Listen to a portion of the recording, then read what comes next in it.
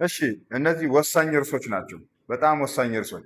የማሽከርከር ባህሪ ስነ ባህሪያዊ ዘርፎች በዘርፍ ሲከፈል ማለት ነው። የማሽከርከር ባህሪ ስነ ባህሪያዊ ዘርፎች ስነ ባህሪያዊ ዘርፍ ሆኖ በዘርፍ ሲከፈል የማሽከርከር ባህሪ።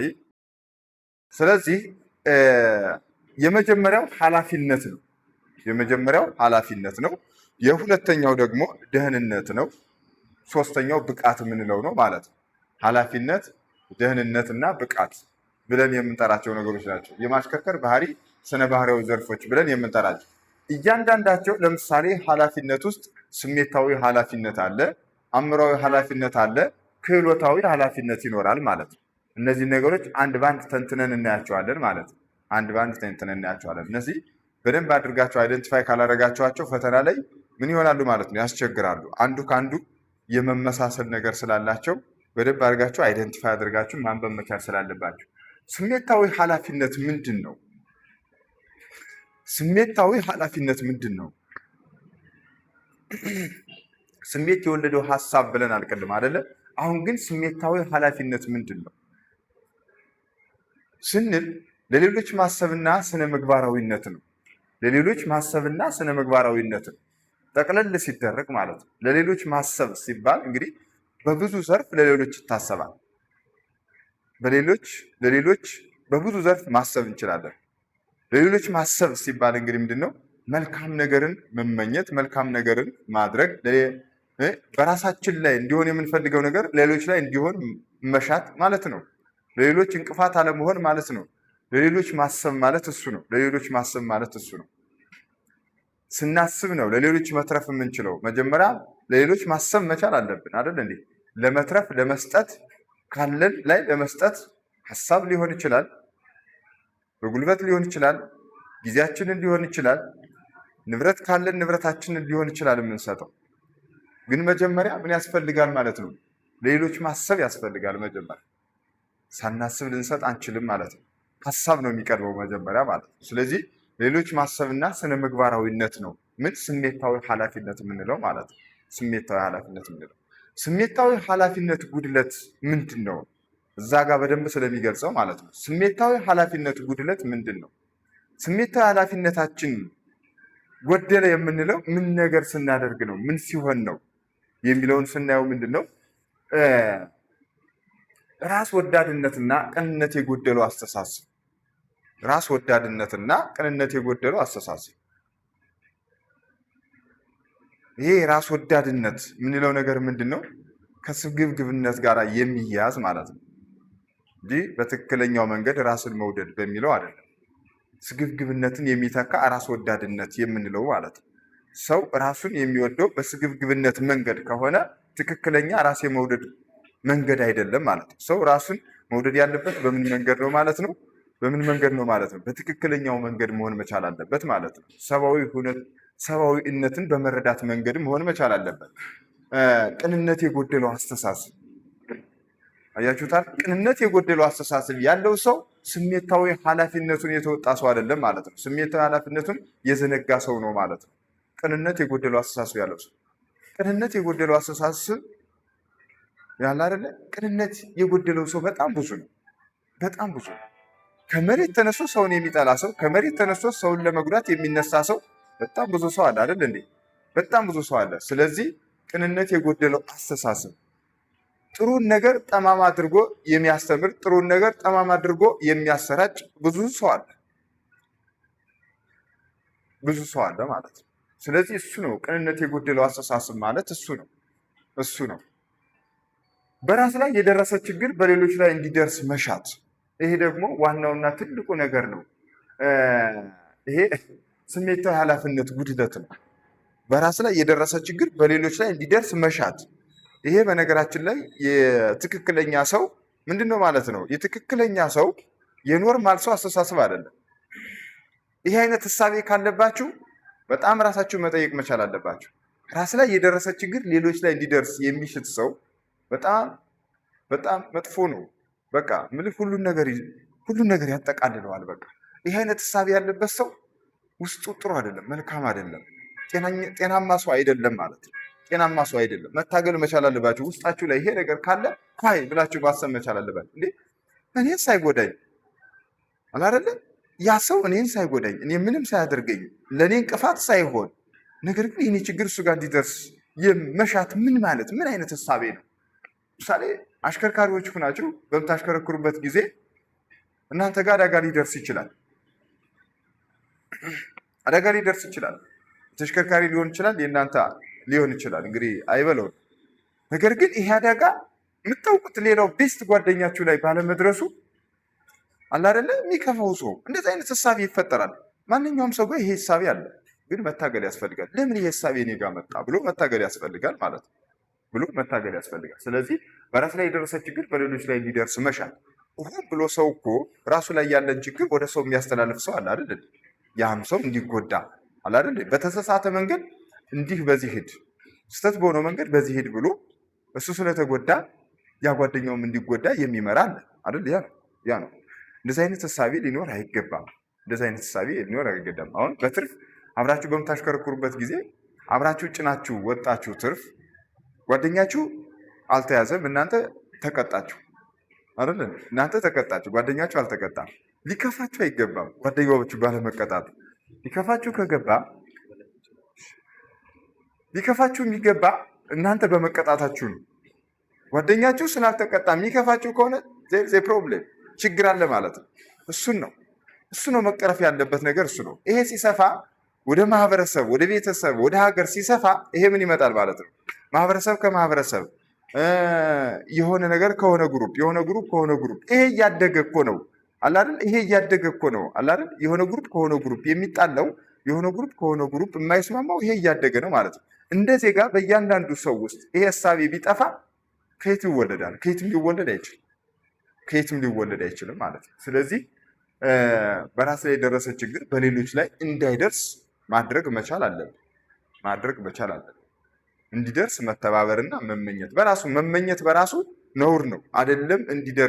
እንዲደረግ ያ ነገር ያ ስህተት እንዲፈጸም አይደል? ይገርመኛል። አንዳንድ ገጥሞኛ ቃ እንደዚህ አይነት ነገር አብረን ተሳሳተ መንገድ ላይ ልትጭኑ ተሰልፋችሁ እያለ ትራፊኩ ፖሊሱ አንዱን ያዘና እየቀጣ እዛ ሌሎች ሲያልፉ እኔ ብቻ የምትቀጣ ለምን እሱን ለምን አትቀጣው? አይባልም አይደል? እንደዛ ባይባል ይሻላል። ለምን እሱን ለምን አትዘውም? እሱ ስህተት ሰርቶ አይባልም። እና እንደዛ ሲለው ምን አገባህ ነው ያለው። እንግዲህ የተወበት መንገድ የራሱ መንገድ ሊኖረው ይችላል፣ ሊያናድድ ይችላል። ግን ምንድነው ማድረግ መቻል ያለብን? ምንድነው እኛ ተቀጣን አይደለም፣ ጓደኛችን እንዳይቀጣ ነው ማድረግ ያለብን። የምናተርፈው ከዛ ነው እንጂ በመቀጣቱ የምናተርፈው ነገር የለም። ኪሳችን የሚገባ ነገር የለም። ባይቀጣ ግን ለእናንተ ምንም ባያግዛችሁ ምንም ባያደርግላችሁ ጓደኛችሁ ነው፣ ያመሰግናችሁ። እናንተም የህሊና ረፍት ታገኛላችሁ። ለእናንተ ጥሩ እሳቤ ላይኖረው ይችላል ያ ሰው ከዚህ በፊት ያልተቀጣው ጓደኛችሁ። እንደዛ አድርጋችሁ ስትሸፍኑት ግን እሱ ተቀጦ እኔን አዳነ በማለት የእሱን ምንድነው አስተሳሰብ ትቀይሩታላችሁ። የእሱን አስተሳሰብ የመቀየር ቴንደንሲ ይኖራል ማለት ነው። እና የሌሎችን ስሜትና መብት መጣስና አቃሎ ማየት ሌላው ስሜታዊ ኃላፊነት ጉድለት ነው። የሌሎችን ስሜትና መብት መጣስና አቃሎ ማየት፣ ስሜት መብት መጣስና አቃሎ ማየት፣ ይሄ እንደዚህ ነው። እኔ ብቻ ነኝ የማውቅ፣ አንተ የወረድክ ነህ። ሰውን በአለባብሱ ጀጅ ማድረግ፣ ሰውን በተሽከርካሪው ጀጅ ማድረግ፣ ሰውን በማሽከርከር ሂደቱ ጀጅ ማድረግ፣ ሰውን በመልኩ ጀጅ ማድረግ፣ እኔ እሻላለሁ፣ እኔ ልምከርህ፣ እኔ ያውቃለሁ፣ እኔ ብቻ የሚል ነገር፣ እንደዚህ አይነት ነገር የሰውን መብትና ስሜት መጣስ ተገቢ አይደለም ነው። የስሜታዊ ኃላፊነት ጉድለት ነው። ሌላው ጥፋታችንን አለማመንና ጥፋታችንን የሚነግሩን ሰዎች በጥላቻ መመልከት፣ ይህም ትልቅ ችግር አለ በማህበረሰብ ውስጥ፣ በጣም ትልቅ ችግር አለ። አሁን ብዙ ችግር የፈጠረብን ያለ ምንድን ነው? ሰው ከኔ በላይ የሚያውቅ የለም የሚል አስተሳሰብ አለ። አሁን የመጣው እሱ ነው። በጣም አስቸጋሪ ነው። ሰው ከኔ በላይ ማን ያውቃል? ማን ሊመክረኝ ይችላል? እኔ ዓለምን በሙሉ አውቃታለሁ። ምንም የሚያቅተኝ ነገር የለም። እኔ የማላውቀው ነገር የለም። ካወቅንማ ቢያንስ ራሳችንን እንጠቅም ነበር። ካወቅንማ ቢያንስ ለሌሎች መትረፍ እንችል ነበር።